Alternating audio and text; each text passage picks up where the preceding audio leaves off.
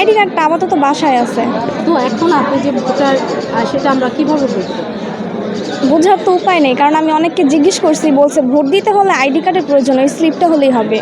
স্লিপটা হলেই হবে আপনার? হ্যাঁ। মানে এখন যে আপনাকে তো আমাদের সন্দেহ হচ্ছে, তো সেই ক্ষেত্রে আপনি কীভাবে ভোট করবেন? আমার ভোট এই কয়েকদিন আগেই উঠছে। নতুন? হ্যাঁ। আচ্ছা, কি দেখছেন পরিবেশ? নতুন ভোটার হিসেবে কেমন লাগছে ভোট দিয়ে? জি আলহামদুলিল্লাহ, ভালোই লাগতেছে। এগুলোর জন্য তো এখন ভোট দেওয়া যাচ্ছে না, এগুলোর জন্য ভোট দেওয়া যাচ্ছে না। এগুলো যখন মানুষ ভোট দিতে যাবে, ছিল দিতে যাবে, তখনই এগুলা জোরে জোরে পুড়ে যায়। দেখছেন তো আপনাদের যে ছিলগুলার কী অবস্থা। মানুষ যখন এগুলা ভোট দিতে যায়, ছিল মারতে যায়, তখন এগুলো খুঁয়ে পড়ে যায়। বারবার রিটার্নিং অফিসারের কাছে জানানোর পরেও ওনারা এটার কোনো সমাধান দিচ্ছে না। এগুলো বারবার রিপ্লেস করে দিতে পারতেছে না, মানুষ এটার জন্য ভোট দিতে পারতেছে না। আমার ভোটার আইডি কার্ড এখনও পাইনি আমি, মানে এটা এখন পর্যন্ত আসে নাই, আমাদের হাতে পৌঁছায় নাই। আমরা নতুন ভোটার এবছরে, মানে আমরা গত বছর থেকে তো বের করা যায়, তাই না? হ্যাঁ হ্যাঁ। তাহলে আপনি যে ভোটার সেটা আমরা কিভাবে নিশ্চিত হব?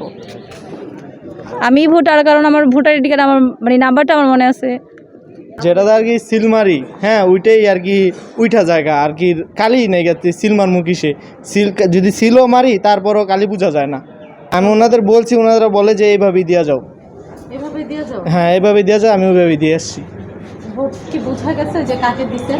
না ওরকমভাবে বোঝা যায় না, হালকা একবারে হালকা।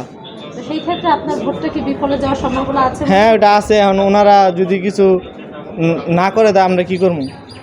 ভোট তো একটা উৎসবের মতন একটা জিনিস, এটা দিতে ভালো লাগে, কারণ পরিচিত অপরিচিত সবাই আসে, গ্রামের সবাই আসে, তো সবার সাথে দেখা হয়, ভালো লাগে এই জন্য। আর সারাদিন হ্যাঁ পরিস্থিতি তো ভালোই দেখলাম, এই জন্যই তো আসলাম।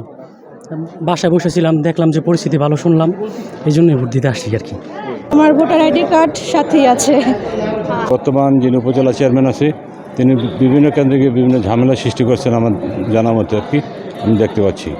যেখানে দাঁড়িয়ে আমি কথা বলছি, এই কেন্দ্রে একজনকে আমার এজেন্টকে বের করে দেওয়া হয়েছে শুনে আমি এখানে উপস্থিত হয়েছি।